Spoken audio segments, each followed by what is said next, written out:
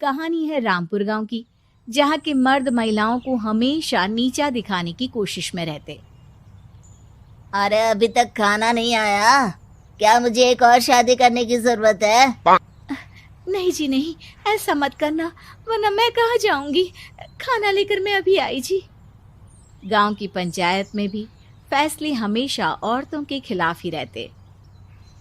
मैं जो फैसला सुनाता हूँ वो भगवान की आज्ञा होती है। इस लड़के ने अपने मन से शादी करके अच्छा नहीं किया। लड़के को घर भेज दो और इसकी शादी इसकी जाति की किसी लड़के से करवा दो। लेकिन ये लड़की, इसे तो गांव के बाहर निकाल दो। नहीं नहीं जमींदार साहब, ये क्या बोल रहे हैं? ऐसा नहीं हो सकता। मेरी बेटी मासूम है, इसे अच्छे बुरे की समझ नहीं है। अरे कहाँ जाएगी ये बेचारी? कहाँ जाएगी? इतनी चिंता है तो पूरे परिवार का गांव निकाला कर देते हैं। बेचारे पूरे बसे बसाए परिवार को गांव छोड़ना पड़ता है। चाहे जो हो, अगर बेटियों को कंट्रोल नहीं कर सकते तो गांव में रहने का कोई मतलब नहीं है। यहाँ औरतों को दब कर रहना होगा। कोई भी अपने हिसाब से कुछ नहीं कर सकता, सब ईश्वर की मर्जी से ही होगा। तभी गांव का एक आदमी दौड़ा दौड़ा आता है। सरपंच साहब, जमींदार साहब, वो कालिया है ना, उसकी बेटी पढ़ने के लिए शहर जा रही है। अच्छा, ये कब हो गया? और कालिया की हिम्मत कैसे हो गई ऐसा करने की? लेकर आओ उसे और उसकी बेटी को। बस फिर क्या था, हाजिर हो जाते हैं कालिया और उसकी बेटी सरपंच के सामने। अरे कालिया, ये क्या सुनने में आ रहा है? बेटी को इंजीनियर बना रहा है तू? और ये बता, गांव में तो स्कूल नहीं है, फिर कहां से इतनी क्लास पास कर गई तेरी बेटी? राधा, जो कि कालिया की बेटी है, उसे लगता है कि सरपंच उसकी तारीफ कर रहे हैं। सरपंच जी, मैंने ऑनलाइन पढ़ाई की है, डिस्टेंस लर्निंग से। सभी में मैंने अच्छे नंबर पाए हैं, जिसे देखते हुए शहर की इंजीनियरिंग कॉलेज में मुझे स्कॉलरशिप मिली है। वाह जी वाह, क्या होती है ये? पहले तो ये बताओ, फिर आगे की बात करते हैं। पूरा गांव राधा की बात सुन रहा था और राधा बोलती जा रही थी। तो ऐसे मैं फ्री में एक अच्छी शिक्षा लेकर गांव में जो कुछ परेशानियां हैं, जैसे बिजली, पानी और इंटरनेट जैसी समस्याओं के लिए काम करूंगी। मैं गांव को शहर से जोड़ने के लिए पुल का निर्माण करवाने का प्रस्ताव रखूंगी। मुझे पूरी उम्मीद है कि जल्द ही हमारा गांव भी तरक्की की राह पर चल पड़ेगा। राधा की बात सुनकर सारे गांव वाले ताली बजाने लगते हैं। सरपंच को समझ नहीं आता कि वो क्या करे।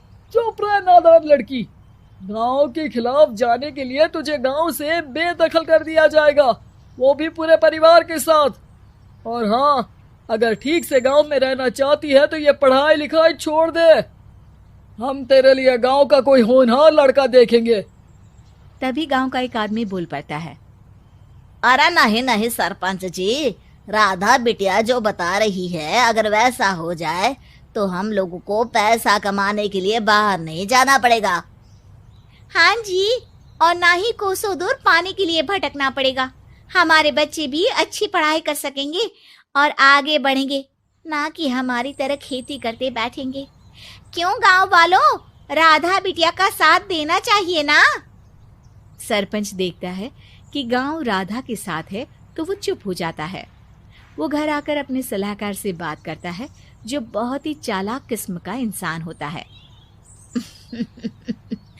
अरे सरपंच साहब, आपको बहुत ही होशियारी से काम लेना पड़ेगा। एक बार गांव तरक्की कर गया, यहाँ के बालक पढ़ लिए तो कोई ना पूछेगा आपको। और फिर ये जो बेटा और बेटी है ना आपके, इनको भी आम लोगों की तरह ही जीवन जीना होगा। हाँ, लेकिन करे तो क्या करे?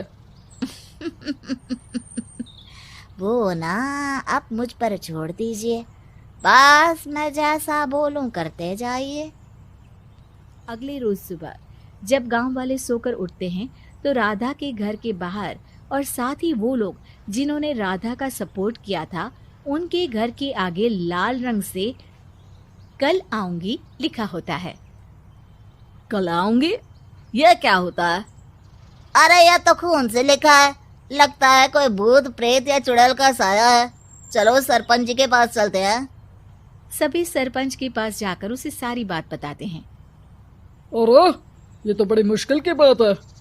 चलो मैं एक बाबा को जानता हूँ, उन्हें बुला लेता हूँ। सरपंच बाबा को लेकर गांव के घर के बाहर जाता है। ओहो, तो ये वो चुड़ैल है जो उन लोगों को निशाना बनाते हैं जो गांव को बदलने का सपना देखते हैं।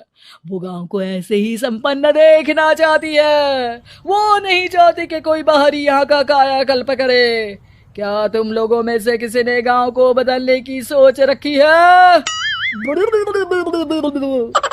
तभी राधा की माँ रोते रोते आती है। मेरी राधा घर से गायब हो गई है। अरे कोई तो बचाओ, मेरी बच्ची कहाँ गई?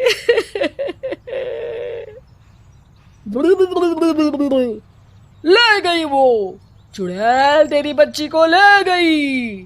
अब वो उसे श्रापित करके छोड़ेगी, उस पर चुड़ैल का साया हो जाएगा। तभी बुरी सी हालत में राधा भी वहां आ जाती है।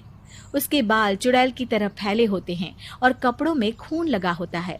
सभी राधा को देखकर डर जाते हैं। माँ, पता नहीं मुझे कौन उठा कर ले गया था।